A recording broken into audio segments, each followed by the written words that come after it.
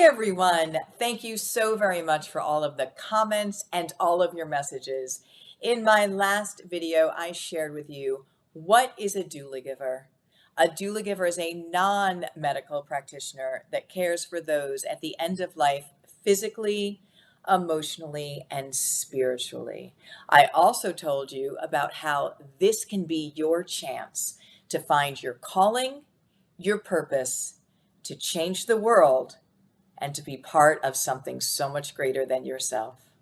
Hi, my name is Suzanne O'Brien. I am a registered nurse that has worked most of my nursing career in hospice care, which is end-of-life care, or oncology care, which is cancer care. And I have been honored and privileged to work with over 1,000 patients at the end of life. This work has changed my life. And so many of the Doulagivers who come to our training say the same exact thing. They come to learn how to care for others, to be these non-medical, holistic practitioners, to care for those at the end of life and their families. And then they report that they themselves have the greatest transformation. And that is what, again, is so beautiful. When you work in this holistic space, it teaches you about everything on how to live and how to live fully from the wisdom from those at the end of life. The pearls that we learn, there are so many gifts in this space. So it is such a transformational training for not only helping others, but for the Doulagivers themselves. Anyone can do this work. You do not need a medical background. Anyone can do this work. If you have the calling, and right now I'm going to share with you again, if you have that calling, I'm going to share with you how you can understand the techniques we teach in Doulagivers and how you too can be an end-of-life doula. We have the Doulagivers 3 phases of end-of-life care model. So there are 3 phases to it: the shock phase, the stabilization phase, and the transition phase. And then we teach the Doulagivers the interventions to use in each one of those phases. And that is the foundation of the training. Of course, then we also will teach you the techniques of the 3 questions. And this is critically important: identifying the phase and then asking the 3 questions in that phase. And if you only ask these 3 questions every time you're on a visit, you will be a phenomenal end-of-life doula. You're going to learn so much more, but the 3 questions are these. Number 1, are there any acute issues? What is an acute issue? An acute issue is something that needs to be rectified right away. Pain, exhaustion, nausea, those are examples of acute issues. The second question is, are there any safety concerns? Because there are 2 things that are always going to happen in the end-of-life process. Number 1, the person one day will not be able to stand and or walk. And number 2, the person will not be able to swallow. And both of those are huge safety issues. And the third question is, what support system is there? Because we know that at the end of life, it cannot be done. It cannot be done well by one person, and it shouldn't be done by only one person. And so we want to make sure that there's enough support for this patient and the caregiver, and that we're rotating the support system. We only have one opportunity to have end of life go well. I always say that time is not on our side at the end of life. And so for the Doulagivers to be able to walk into any situation, identify what phase of end of life that patient is in, and then to ask the 3 questions so that you can support the acute issues, safety issues, and again, the support system, you will be a phenomenal end-of-life doula.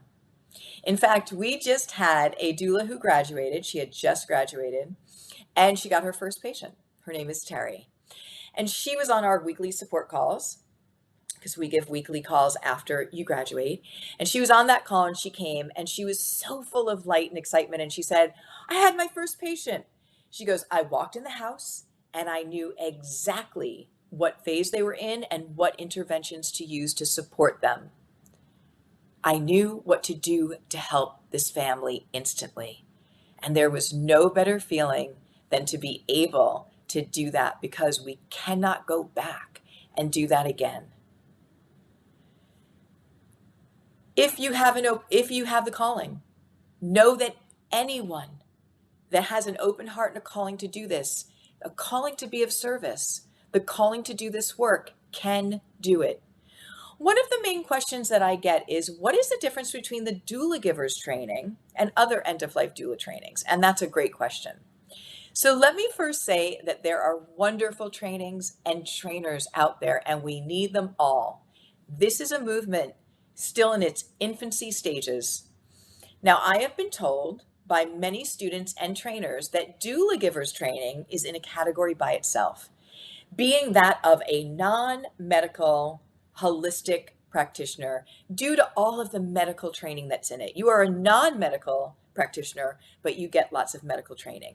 We will cover the medical terminology. We will cover the top 10 end-of-life disease processes. We also will cover the common medications used at end of life. We educate you on knowing the nuances and progression of end of life so that you can be the eyes and the ears for the medical team at the first sign of significant changes. This is the answer to a struggling medical system. Non-medical holistic practitioners supporting patients, families, and also the medical staff. Doulagivers are holistic non-medical practitioners with an end-of-life doula training within it. And that is what really sets this program apart from others. Now, there are two very important pieces of advice that I always will share when you are looking for a training. Number one, find out who the trainer is. Who created the program? What is their background? The training will be usually a reflection of their prior experience in end-of-life care. And make sure you like them and connect with their teaching style. You will be spending a lot of time listening to them. You want to like them. This is about your journey as well. And number two, look at the curriculum. Look at the curriculum of the course to get a course outline. Request that if they don't have that on their website or anything that is available, request it. And make sure it matches what you want to learn. There is no governing body overseeing the end-of-life doula, so end-of-life doula trainings are all very, very different. You want to make sure it matches. You are investing your time and money. You want to make sure it matches what you want to learn. End of life is not textbook, and there is not one end of life that I have been a part of that has been exactly the same as another.